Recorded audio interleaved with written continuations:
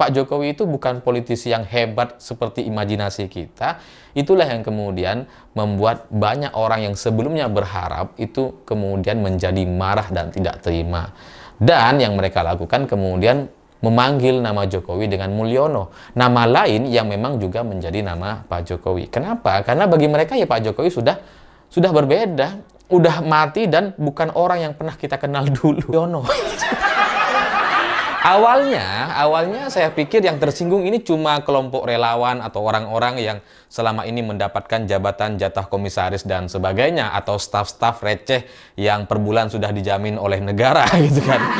Awalnya saya pikir cuma para pendukung buzzer-buzzer atau orang-orang yang mendapatkan jatah di pemerintahan, tapi ternyata dari sisi Kaesang ini nampaknya juga menganggap ucapan atau panggilan Mulyono itu dianggap sebagai ejekan atau hinaan atau apapun lah hal yang negatif yang menurut Kaesang itu perlu untuk kemudian direspon dengan mencetak kaos khusus bertuliskan Mulyono. Nah biasanya gitu ya, Kaesang ini kan kalau merespon isu-isu terkini dan kemudian ada ejekan-ejekan kepada dirinya, keluarganya, atau para pendukung Presiden Jokowi, itu biasanya memang direspon dengan cara seperti ini. Makanya dulu dia pernah juga bikin topi kolektor kecebong. Ya itu memang gaya dia, dan ternyata gitu ya, kalau ini kemudian direspon oleh Kaesang, nampaknya Kaesang juga tersinggung dengan itu dan menganggap bahwa panggilan Mulyono itu sebagai ejekan, dan kemudian dia akui gitu. Dia bikinlah, cetak kaos lah seperti yang sekarang kemudian dibicarakan oleh banyak orang itu. Padahal gitu ya, kalau kita melihat apa yang terjadi kepada Presiden Jokowi dengan nama Mulyono itu kan memang nama beliau gitu. Saya juga heran kenapa kalau orang-orang memanggil Presiden Jokowi dengan Mulyono itu kemudian dianggap menghina dan mengejek. Kenapa gitu? Apa salahnya Mulyono gitu?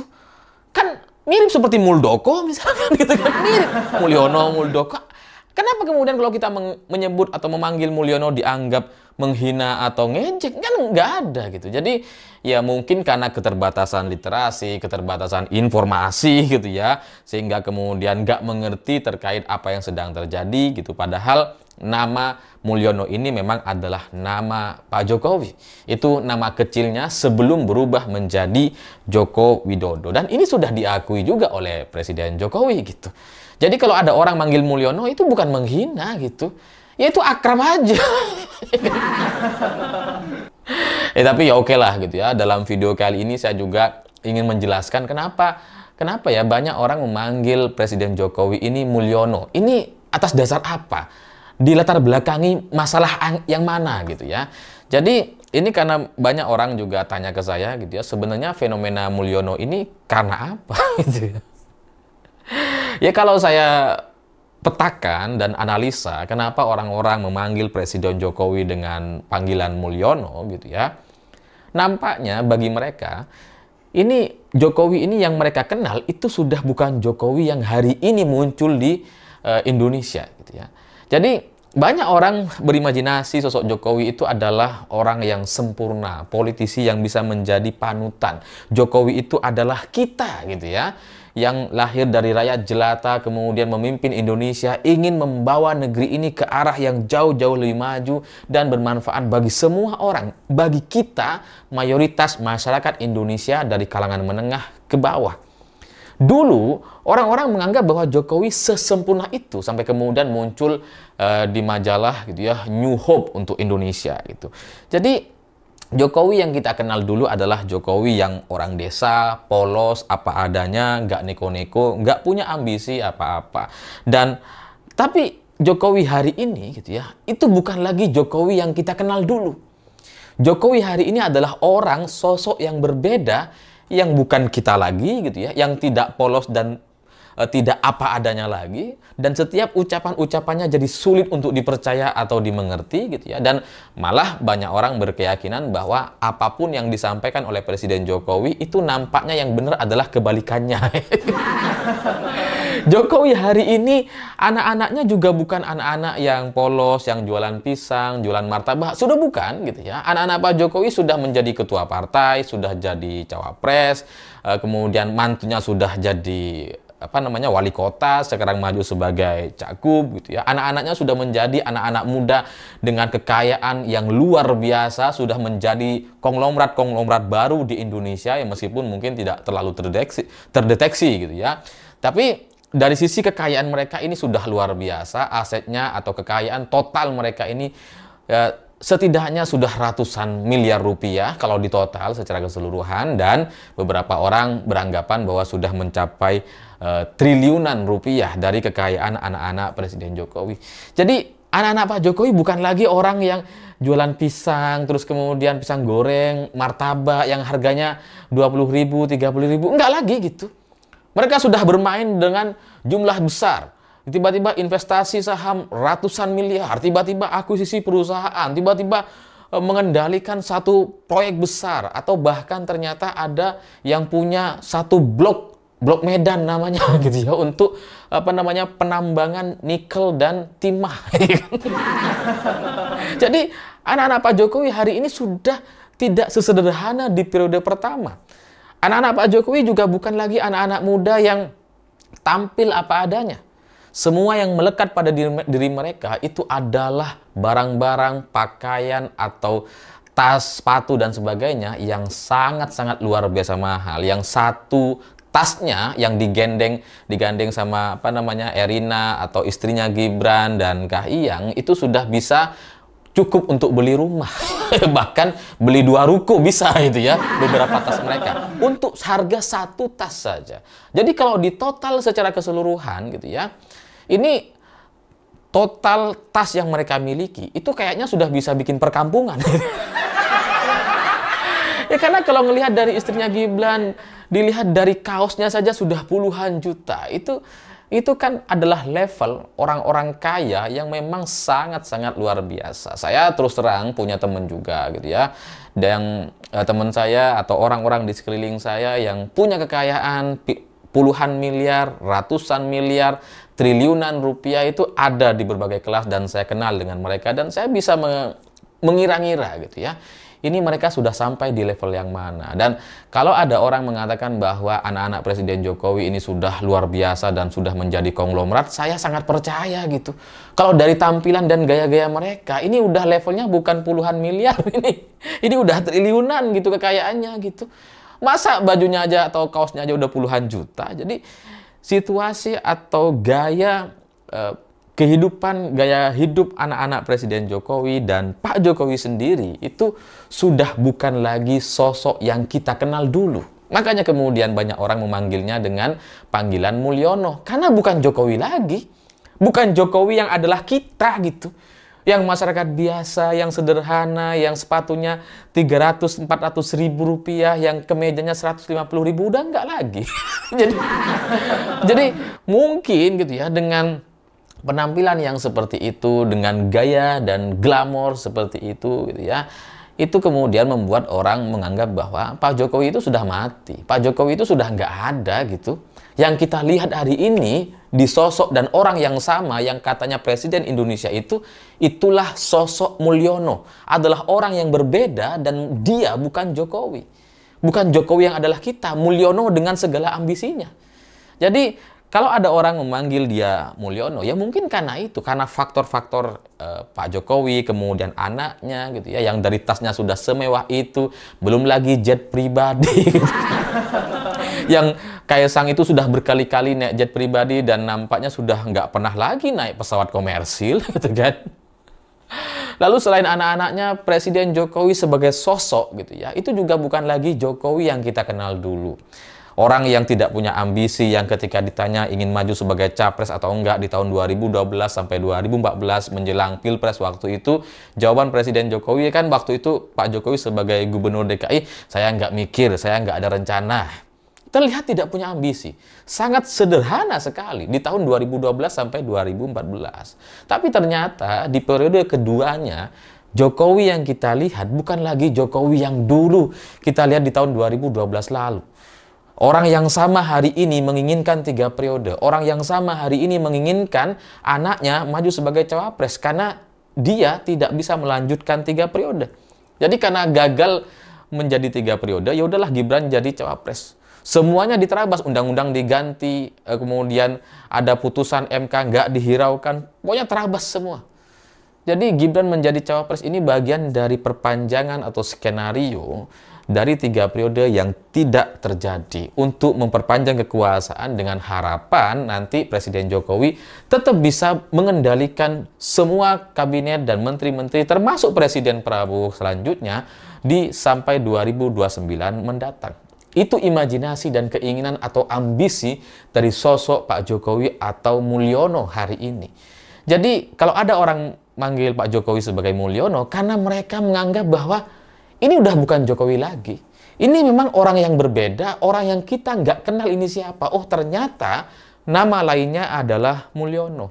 Jadi semua keserakahan ini gitu ya, itu kemudian mencerminkan satu sosok yang benar-benar berbeda sama sekali dengan Pak Jokowi, dengan nama Jokowi yang kita kenal. Jadi ya orang-orang yang mengikuti karir politik atau langkah-langkah Pak Jokowi sejak Solo dan kemudian sampai menjadi presiden sampai tahun 2019 lalu atau di periode pertamanya gitu ya.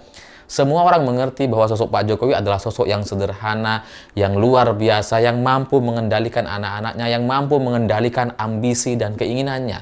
Kita meyakini bahwa sosok Pak Jokowi adalah orang yang berbeda dibandingkan politisi-politisi yang lain. Jokowi adalah orang yang bisa kita percaya. Itu yang kita yakini sejak lama, sejak bertahun-tahun yang lalu. Jadi kalau sekarang kemudian banyak orang yang marah, banyak orang yang tidak terima dengan langkah Pak Jokowi, entah itu karena Kaisang mau jadi cawagup meskipun pada akhirnya batal, atau Gibran menjadi cawapres dengan menabrak semua aturan, atau bahkan mengubah undang-undang gitu. Karena kemarahan-kemarahan itu gitu ya, kemarahan para pendukung Pak Jokowi dulu yang mengikuti Pak Jokowi sejak wali kota Solo, itu karena mereka punya satu keyakinan, punya satu harapan, punya satu cita-cita yang sama bahwa akan ada sosok presiden yang luar biasa, yang benar-benar lahir dari rahim rakyat dan kemudian bisa menyelesaikan pemerintahnya dengan sempurna dan bisa menjadi legenda seperti halnya Bung Karno. Jadi ini bukan soal sebatas kemarahan orang yang 1-2 isu gitu ya, bukan hanya sebatas karena mengubah undang-undang atau menabrak konstitusi, bukan hanya soal ambisi untuk mengajukan 3 periode dan sebagainya gitu. Tapi adalah kumpulan dari semua kasus atau perlakuan Presiden Jokowi atau sikap Pak Jokowi dan keluarga yang kemudian ini berbeda dengan imajinasi banyak orang. Kita itu merasa ditipu oleh seorang Jokowi gitu, karena Jokowi yang kita yakini gitu kan, ini kan Jokowi yang sederhana, merakyat gitu ya, anaknya nggak cawe-cawe, nggak minta jabatan, nggak minta proyek dan sebagainya. Itu yang kita yakini dan itu yang mimpi atau harapan yang disampaikan oleh Pak Jokowi dan keluarganya di periode pertama. Tapi kemudian kan itu tidak terjadi, itu berubah kemudian sedemikian rupa gitu ya, benar-benar berbeda sama sekali, yang sangat ambisius, yang sangat tidak paham soal etika, yang sangat-sangat luar biasa ingin mengendalikan banyak sekali orang, mulai dari partai PSI udah jadi ketum, kemudian di Golkar dipotong Erlangga Hartarto. Itu kan bukan sosok Pak Jokowi yang kita kenal dulu di periode pertama gitu. Jadi ya kemarahan orang-orang itu ya, menurut saya itu karena memang mereka itu punya harapan, punya cita-cita, punya keinginan agar Pak Jokowi ini adalah menjadi presiden yang luar biasa dan menjadi legenda. Kita menganggap Presiden Jokowi adalah orang yang berbeda. Kita menganggap Pak Jokowi adalah sosok yang sempurna, yang suci, yang berbeda sama sekali dengan semua politisi. Kita dulunya hanya percaya kepada satu sosok Jokowi, yang lain kita nggak percaya. Jadi kalau Pak Jokowi bilang A, mau ratusan politisi bilang B, kita hanya percaya dengan Pak Jokowi. Itu dulu, sekali lagi di periode pertama. Tapi karena harapan-harapan yang terlalu tinggi ini, harapan-harapan yang sangat luar biasa ini kemudian dikhianati, atau Presiden Jokowi tidak mampu mengendalikan dirinya, tidak lagi bisa menjadi contoh dan ternyata hanya politisi biasa saja gitu ya, Samalah seperti yang lain gitu ya. Pak Jokowi itu bukan politisi yang hebat seperti imajinasi kita. Itulah yang kemudian membuat banyak orang yang sebelumnya berharap itu kemudian menjadi marah dan tidak terima. Dan yang mereka lakukan kemudian memanggil nama Jokowi dengan Mulyono, nama lain yang memang juga menjadi nama Pak Jokowi. Kenapa? Karena bagi mereka ya Pak Jokowi sudah berbeda, udah mati dan bukan orang yang pernah kita kenal dulu. Jadi ya seburuk-buruknya SBY dengan kebijakan-kebijakannya, dengan kasus korupsinya, dengan kegagalan-kegagalannya di masa lalu gitu ya. Kita akui memang Presiden SBY waktu itu secara pembangunan, secara perubahan di Indonesia tidak sesignifikan apa yang dilakukan oleh Presiden Jokowi. Kita akui itu. Tapi dari sisi etika, moral, bagaimana SBY mengendalikan ambisinya, mengendalikan anak-anaknya, dia mampu menunjukkan bahwa dia sebagai orang yang bisa mengendalikan itu semua. Anak-anaknya juga pasti pengen jadi pejabat gitu ya, tapi kan semuanya dikendalikan tuh. Bahkan AHY baru bisa maju sebagai calon gubernur itu setelah SBY tidak lagi menjadi presiden di Indonesia. Berbeda dengan Pak Jokowi gitu. Gibran maju sebagai wali kota masih jadi presiden, kemudian mantunya maju sebagai wali kota masih jadi presiden. Kaisang jadi ketua PSI gara-gara bapaknya presiden gitu ya. Gibran jadi cawapres menabrak undang-undang dan ketika bapaknya jadi presiden. Jadi secara etika, moral dan gaya politiknya gitu ya, sikap-sikap politik dari SBY dan Presiden Jokowi memang jauh lebih baik SBY. Meskipun dari sisi pembangunan, kemudian perubahan-perubahan dan visi soal Indonesia ke depan memang lebih baik Presiden Jokowi gitu. Tapi kalau Presiden Jokowi ini kemudian diberikan kelonggaran dan terus didukung gitu ya, kemudian 3 periode kita dukung misalkan, kemudian sekarang Gibran jadi cawapres, mau jadi capres tahun 2029 juga didukung oleh orang-orang gitu ya. Inilah yang kemudian membahayakan karena nampaknya jadi tidak punya kontrol atau dianggap bahwa masyarakat itu akan ikut saja dengan apa yang direncanakan atau diskenariokan oleh Presiden Jokowi. Jadi ya itulah menurut saya alasan kenapa Pak Jokowi hari ini dipanggil Mulyono. Karena orang-orang sudah nggak kenal Jokowi. Orang hari ini sosok yang sama itu bagi kita itu bukan Jokowi lagi. Itu bukan Jokowi adalah kita. Itu adalah Mulyono dengan segala kemewahan dan kekayaan atau anak-anaknya sudah jadi konglomerat dan kemudian ambisi-ambisinya sangat luar biasa untuk menguasai Indonesia. Soal tambang, soal korupsi, soal gratifikasi dan sebagainya dipertontonkan di depan mata kita dan kita semua hanya bisa melihat dan tidak bisa melakukan apa-apa. Itulah yang terjadi hari ini.